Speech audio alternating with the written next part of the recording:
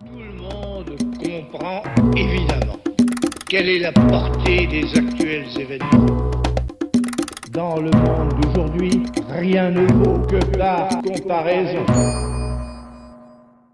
4 avril 1949, c'est le jour anniversaire de la naissance de l'OTAN, l'organisation du traité de l'Atlantique Nord. Voici une occasion idéale d'approfondir un peu les termes de cette énorme machine. April 4, 1949, the North Atlantic Treaty was signed between France, Belgium, Luxembourg, the Netherlands, the United Kingdom, Norway, Denmark, Italy, Portugal, Iceland, Canada, and the United States.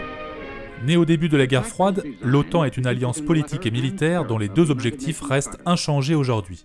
Promouvoir les valeurs démocratiques en Europe et dans le monde, et résoudre les problèmes diplomatiques de façon pacifique, en sachant qu'elle dispose de la force militaire en cas de force majeure. À sa création en 1949, l'OTAN regroupe 12 pays, dont les États-Unis, la France et le Royaume-Uni, 3 grands vainqueurs de la Seconde Guerre mondiale, alliés dans la défense d'un idéal démocratique en Europe de l'Ouest, en opposition avec l'idéologie communiste en Europe de l'Est. Progressivement, la liste des pays s'agrandit. Aujourd'hui, il y en a 30.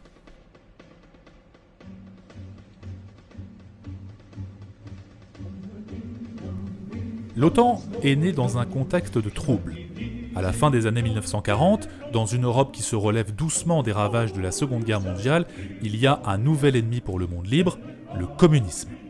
Le communisme, c'est l'idéologie de l'URSS depuis la révolution russe de 1917. Elle prône notamment une économie entièrement contrôlée par l'État, un encadrement de la population par la terreur et la propagande, et une politique cadenassée dominée par un parti unique, le Parti communiste. Cette idéologie est à l'opposé du modèle démocratique défendu en Europe de l'Ouest, c'est-à-dire la liberté des individus, le suffrage universel et une économie libérale. Mais depuis 1945, le communisme s'impose par la force dans tous les pays d'Europe de l'Est, qui deviennent progressivement, les uns après les autres, des dictatures communistes directement contrôlées par Moscou. Les États-Unis s'inquiètent, d'autant plus que l'URSS est une superpuissance militaire sur le point d'obtenir la bombe atomique. Si les Soviétiques décident d'envahir l'Europe de l'Ouest, les démocraties fragilisées ne seront pas en mesure de les en empêcher. Alors, il faut trouver une solution, un rempart. L'OTAN apparaît donc dans ce contexte comme un bouclier censé protéger l'Europe de l'Ouest de toute attaque soviétique. Ce qui, entre nous, n'a jamais été véritablement dans les plans de Staline ou de ses successeurs. Un traité d'alliance militaire entre les États-Unis et 11 pays d'Europe de l'Ouest est donc signé à Washington le 4 avril 1949. Concrètement, l'OTAN permet aux Américains de s'imposer militairement en Europe et ainsi d'asseoir leur nouveau rôle de superpuissance mondiale. Il crée de nombreuses bases militaires dans tous les pays membres et envoie des milliers de soldats en Europe censés défendre le continent en cas d'invasion soviétique. À titre d'exemple, les États-Unis disposaient de 187 bases ou complexes militaires en France au milieu des années 1960. Lord Eastman, le premier secrétaire général de l'OTAN, est d'ailleurs très honnête quand il déclare « L'OTAN consiste à garder les Russes à l'extérieur, les Américains à l'intérieur et les Allemands sous tutelle. Tout un programme. » L'URSS réagit assez vite et crée elle-même une alliance militaire similaire à l'Est, le Pacte de Varsovie.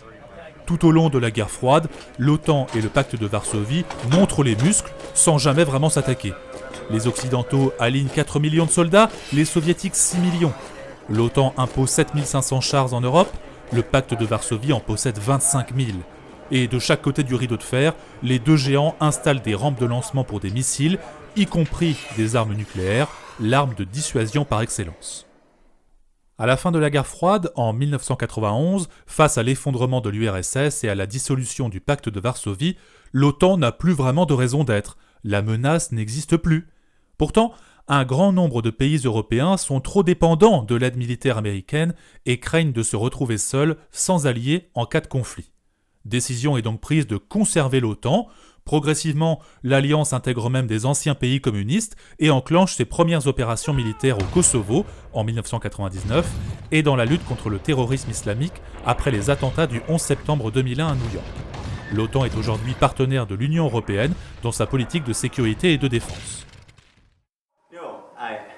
I know that my statements created some reactions, shake a little bit. L'OTAN sert-elle encore à quelque chose aujourd'hui ? La question est souvent posée. Certains y voient un rempart nécessaire aux nouvelles formes de menaces en Europe, particulièrement la menace terroriste. D'autres voient dans cette vieille alliance un cheval de Troie des États-Unis pour continuer à exercer le rôle de gendarme du monde au cœur d'une organisation militaire complètement dépassée aux moyens limités. En 2019, le président français Emmanuel Macron a déclaré que l'OTAN était en état de mort cérébrale, accentuant encore un peu plus les nombreuses questions que pose sa survie à long terme.